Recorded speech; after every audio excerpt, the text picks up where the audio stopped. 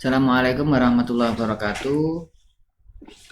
Adik-adik kelas 6, hari ini mata pelajarannya fikih. Sebetulnya ada fikih, ada Al-Quran hadis, ada bahasa Arab, ada akidah akhlak. 4 pelajaran di kelas 5, di kelas 6. Di kelas 4 juga 4 pelajaran, yakni akidah akhlak, fikih, Al-Quran hadis, dan bahasa Arab. Gurunya hari ini tersebut masih PPG, jadi kepala sekolah saya mengganti. Mudah-mudahan kita secepatnya mendapatkan pengganti dari Pak Imam Suyuti. Insya Allah kami ambilkan dari guru luar nanti atau guru lain.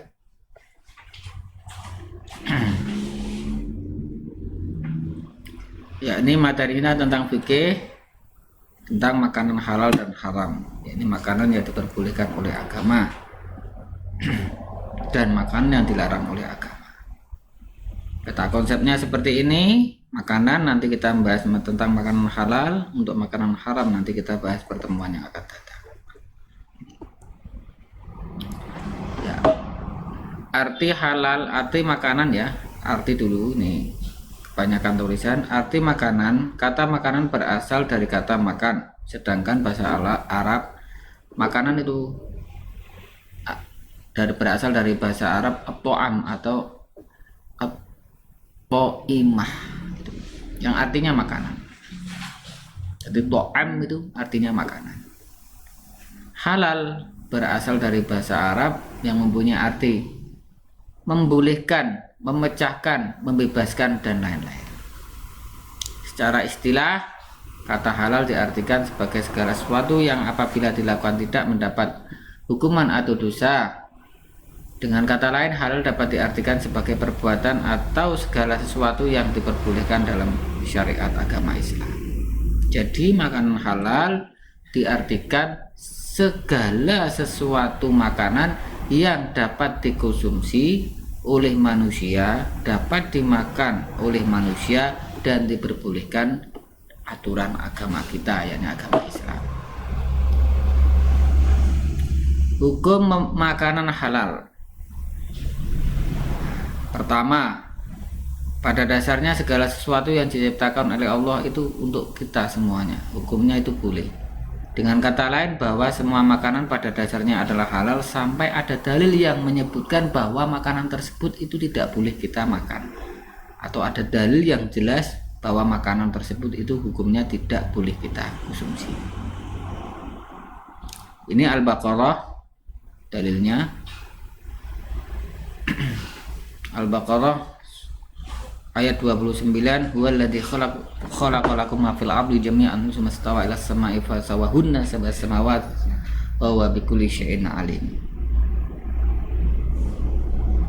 Allah yang menciptakan segala apa yang ada di bumi untukmu atau untuk kita. Kemudian menunjuk ke pencipta langit, lalu dia menyempurnakan menjadi 7 langit dan dia maha mengetahui segala sesuatu. Dan lagi yang jelas ini, wa kulu mimma razaqakumullahu halalan thayyibah, dan makanlah dari apa yang telah diberikan Allah kepadamu, halalan thayyiban, rezeki yang halal dan baik.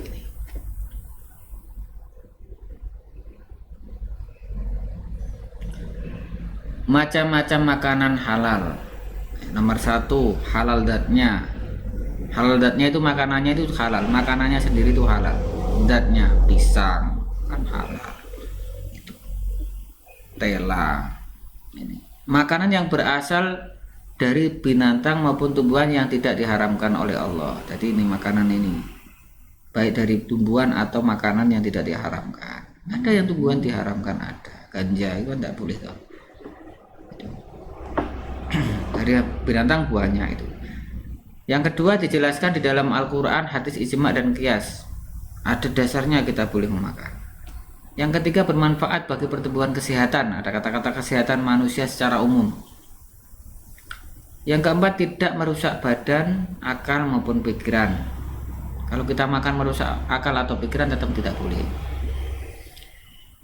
Yang keempat tidak kotor, najis, dan tidak menjijikan. Walaupun makanan tersebut halal tapi di situ kotor atau di situ kena najis, minimal itu kena najis ya. Itu juga tidak boleh untuk kita makan. Contohnya itu ada roti tapi di situ ada halal yang menjijikan juga tidak boleh bercampur.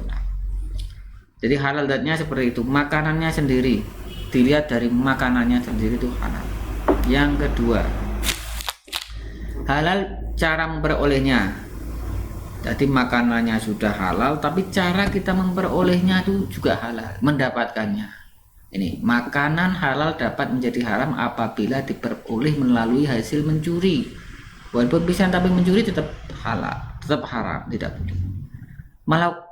Melakukan perbuatan atau melakukan perbuatan menipu, hasil riba dan maupun hasil korupsi tidak boleh.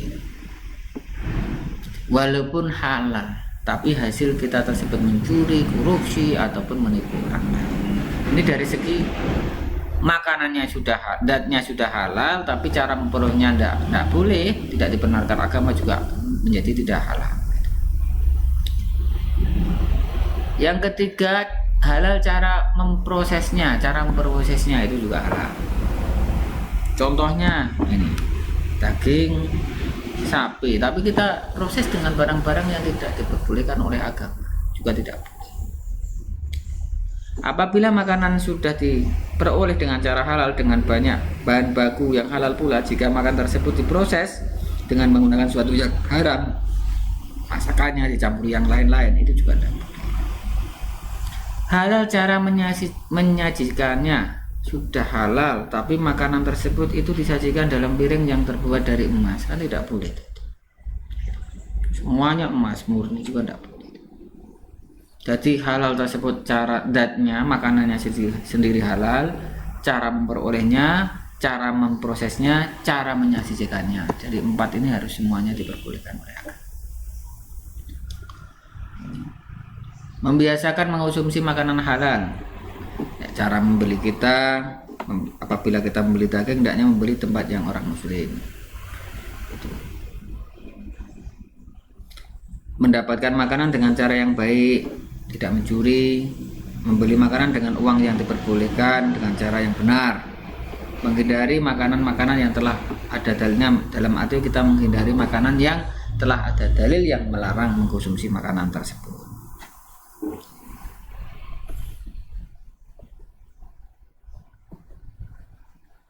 Manfaat memakan makanan halal, satu manfaatnya terhindar dari murka Allah.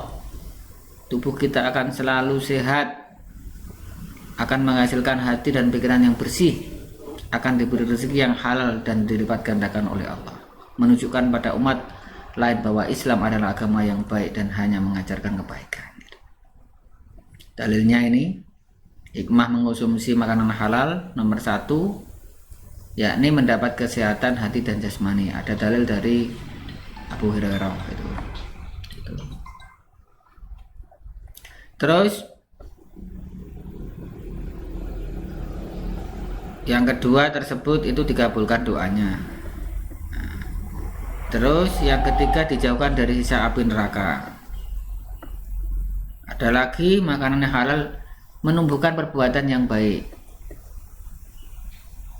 Tugas siswa ya, ini sudah saya kasih bukunya. Nanti bukunya yang ini yang fikih elektronik saya kirim total. Jadi ada tugas siswa ini mohon untuk dibaca, yakni bebek goreng adalah makanan yang nikmat bagi sebagian orang, bahkan dapat meningkatkan tenaga seseorang. Apa hikmahnya? Yang kedua tugasnya lagi, kita suka memakan bangkai ayam dengan alasan mubadir. Selang beberapa waktu tubuhnya sakit. Apa kesimpulan kamu? Yang ketiga, tugasnya kambing, kerbau, sapi, buaya, belalang, cacing.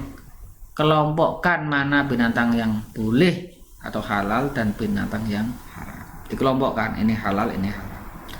4. Menurut ajaran Islam, penjelasan tentang makanan dan minuman yang halal dapat meningkatkan kualitas muslim. Uraikan dengan argumen kamu. Apa kualitas muslim meningkat ketika makan yang jelas, dalam arti makan yang diperbolehkan agama. 5. Hasan berburu ke hutan. Dia di saat melepaskan anak panahnya, dia tidak membaca basmalah. Bagaimana hukumnya hasil buruan Hasan? Jelaskan pendapat. Ditulis di buku tulis ya nih. Terus disimpan. Setelah disimpan nanti dikumpulkan ketika masuk. Sampai situ. Assalamualaikum warahmatullahi wabarakatuh.